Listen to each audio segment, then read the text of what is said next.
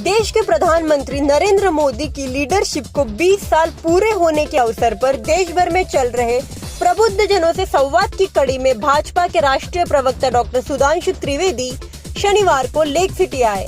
शहर जिला भाजपा और नगर निगम के आमंत्रण पर शिक्षाविद, सीए, वकील, डॉक्टर, समाज सेवी सहित सैकड़ों प्रबुद्ध जनों से संवाद को आए प्रबुद्ध नागरिक सम्मेलन में रखे जाने वाले प्रमुख बिंदुओं और मुद्दों पर उन्होंने खुलकर बातचीत की।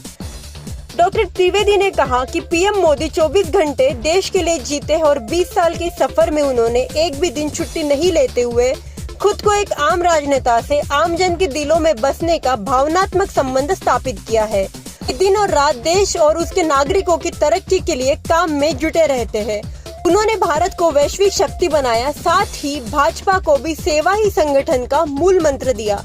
उन्होंने आमजन के उत्थान के लिए जनधन योजना, उज्ज्वला योजना, किसान सम्मान निधि योजना, पीएम आवास योजना जैसी कई योजनाएं शुरू की। प्रधानमंत्री श्री नरेंद्र मोदी जी, जिन्होंने की शुचिता, समर्पण और पारदर्शिता के साथ, निष्ठा और कठोर परिश्रम के साथ देश में 20 वर्ष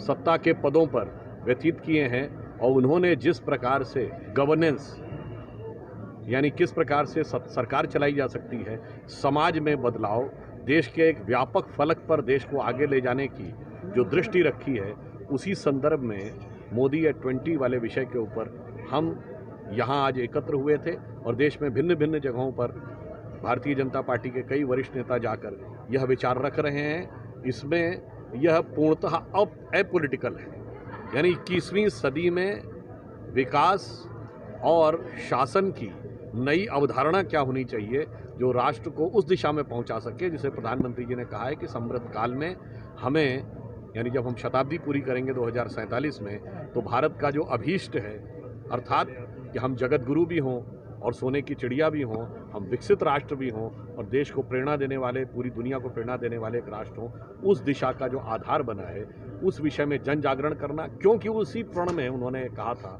कि सबकी सहभागिता भी चाहिए और सबका कर्तव्य भी चाहिए। तो जन जन की सहभागिता, जन जन के मन के भाव को अपने साथ जोड़ने के लिए हम यह प्रयास कर रहे हैं। घोषणा पत्र में 2019 के लोकसभा में कहा था कि देशद्रोह का कानून वो समाप्त कर देंगे क्योंकि इसका दुरुपयोग होता है, और आप इसे संयोग कहिए या विचित्र संयोग कहिए। आप देखिए कि 2019 के बाद यदि सबसे पहले देशद्रोह का कानून प्रयोग किया तो राजस्थान के मुख्यमंत्री जी ने प्रयोग किया। किसके खिलाफ प्रयोग किया? विधायकों के खिलाफ प्रयोग किया। किन विधायकों के खिलाफ? अपनी पार्टी के विधायकों और मंत्रियों के खिलाफ प्रयोग किया। तो उनकी कथनी और करनी में क्या अंतर है? कौन लोकतंत्र के कितने पक्ष में है? अब दूसरी बात, ये 21वीं सदी चल रही है। जब से 21वीं सदी की पहली किरण हुई है, कांग्रेस पार्टी में कितने अध्यक्ष रहे? त्वमेव माता पुत्रम त्वमेव, त्वमेव भगिनी भ्राता त्वमेव, और उसी में अध्यक्ष घूमता रहता है। कांग्रेस की एक बड़ी याद दिलाया, जयपुर में करीब 1 साल पहले महंगाई को लेकर एक बड़ी रैली हुई थी, जिसमें कांग्रेस के चिर युवा, चिर व्याकुल नेता ने 10 मिनट तक हिंदू बनाम हिंदुत्व पर भाषण दिया था। तो यह दर्शाता है कि वो कह रहे हैं महंगाई के लिए और दिल में क्या है। दूसरा, मैं ये बताना चाहता हूँ कि महंगाई की दर इस समय 7.1% है, जो कि जब हम सत्ता में आए थे, जबकि इस समय वैश्विक महंगाई की दर ये है कि 63 देशों में महंगाई की दर 10% से ऊपर है। अभी वर्तमान समय में England, America, Britain, France, Europe, सब जगह प्रचंड महंगाई है। मैं पाकिस्तान, बांग्लादेश की इस बात नहीं कर रहा हूँ, अगल बगल में सिर्फ चाइना की बात नहीं कर रहा हूँ। इसलिए इसके बावजूद महंगाई पर प्रभावी नियंत्रण और अर्थव्यवस्था को जिस ढंग से प्रधानमंत्री जी चला रहे हैं, उस विषय में जनता की विश्वसनीयता और भाव उनके साथ है। और कांग्रेस तो वो पार्टी है, ये 2010 में महंगाई की दर कितनी थी? 12%। महंगाई डाइन खाए जाते किसके ज़माने में गाना बना था? और पाउडर वाले दूध की मलाई मार गई और राशन वाली लाइन की लंबाई मार गई और बाकी जो बचा था वो महंगाई मार गई। उस ज़माने में जानते कितनी थी महंगाई दर? 26% 1974 में, 26%, और ग्रोथ रेट 2%।